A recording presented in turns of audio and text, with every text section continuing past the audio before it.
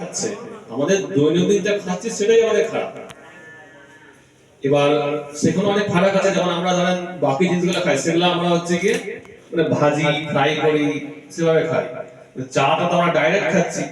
চা আমরা আমাদের জল গরম করা হলো, জল গরম করা হওয়ার পর চা পাতাটা দিয়ে দিলাম, তো ডাইরেক্টলি আমরা চা পাতাটা খেয়ে নিচ্ছি। এখন সেই চা পাতাতে যদি সার থাকে, যদি কোনো পেস্টিসাইড বা কোনো কেমিক্যাল থাকে, সেটা আমরা খাচ্ছি। যদিও আমি অন্য কোনো খারাপ খাবার খাচ্ছি না, কিন্তু খাবারের মাধ্যমে তো আমাদের কেমিক্যাল চলে আসছে একটা। তো ওই একটা জিনিস বর্তমানে একটা সারা বিশ্ব জুড়ে একটা প্রবলেম মানে আছে। প্লাস যেটা বললাম যে আমাদের যে ওয়েদার, যে আমাদের ক্লাইমেট, যেটা যেমন ক্লাইমেট কি এটা একটা লম্বা সময় 15-20 বছর পরে এই এই ধরেন এই মার্চ মাসে কদিন আগে ভালো ভালো ওয়েদার ছিল, হঠাৎ করে এত বৃষ্টি শুরু হলো, যারা আলু চাষি তারা এখন বিভিন্ন প্রবলেম ফেস করছে। তো এটা তো প্রেডিক্টেবল ছিল না, হঠাৎ করে বৃষ্টি চলে আসলো। বৃষ্টি হওয়ার সম্ভাবনা ছিল না, এখন তো বৃষ্টির সময়ও না, কিন্তু বৃষ্টি হচ্ছে। এগুলো হচ্ছে আমাদের ওই বেশি করে এনভায়রনমেন্টকে এক্সপ্লয়েট করার জন্য এত ধরেন আমাদের গাড়ি ঘোড়া চলছে, এত কার্বন ডাই অক্সাইড, এত মিথেন এমিশন, এই সমস্ত কিছুর জন্য আমাদের ওয়েদার চেঞ্জ হচ্ছে।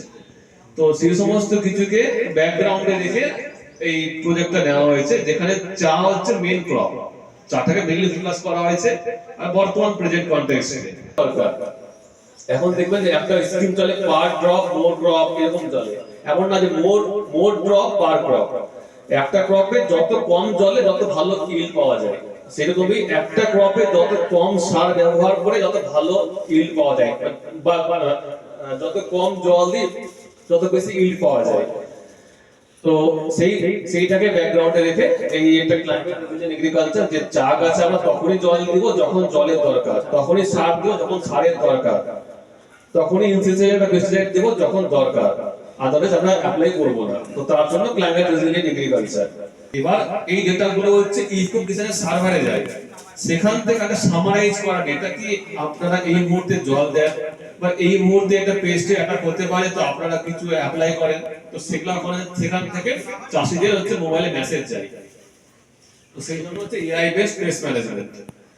তো এই প্রজেক্টের আন্ডারে একটা হচ্ছে আমরা ওয়েদার স্টেশন বসিয়েছি, 5টা সয়েল ময়েশ্চার সেন্সর আছে আর 15টা হচ্ছে সোলার বেস ট্র্যাপ আছে। যেহেতু আর প্রত্যেকটা মোবাইল মানে ফিক্সড বসানো নাই, মানে চেঞ্জেবল, মানে কখন এই ফিল্ডে আছে কখন ওই ফিল্ডে আছে, এরকম করে মুভ করা হয় নিড বেসিসে। তো সেরকমই একটা 300 ফার্মারে একটা কভার করার চেষ্টা করা হয়েছে এই প্রজেক্টের মাধ্যমে, যেখানে ওদের ডেটাগুলো ক্যাপচার হবে, ইনফরমেশনের সার্ভারে যাবে, সেখান থেকে ডেটা ওনাদের মোবাইলে আসবে এবং সেই মতো ওনারা জল দিবেন, কি ওনারা সার দিবেন, কি যায় না।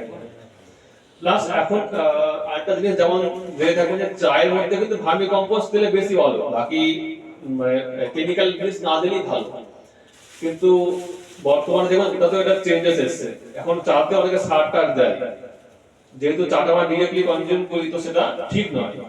তো সেই সমস্ত জিনিসগুলো ব্যাপারে আরো জানার মানে সবাইকে জানানোর জন্য, বা চাকে কখন কিভাবে আমরা হারভেস্টিং করবো, কি করে প্রুনিং করবো, চা পাতা কাটার উপরও নির্ভর করে চায় কতটা ইল্ড হবে, কিরকম করে কাটলে বেশি চা পাতা পাবো আমরা, বা কতটা ভালো চা পাতা পাবো।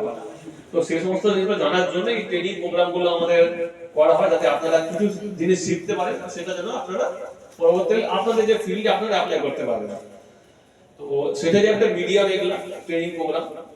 সেরকম আগেরবার ট্রেনিং প্রোগ্রাম হয়েছিল, সেখানে এটা বলা হয়েছিল যে আমাদের ট্রেনিং প্রোগ্রামটা একটু পরে হয়েছে, অলরেডি হারভেস্টিং করার পরে ট্রেনিং প্রোগ্রামটা হয়েছিল। যাই হোক এবার যদি হারভেস্টিং হয়ে গেছে প্রুনিং হয়ে গেছে, তবুও আমাদের ট্রেনিং প্রোগ্রামগুলো হবে এরকম করে, 2টো প্রোগ্রাম চলছে, আরো 3টা প্রোগ্রাম হবে।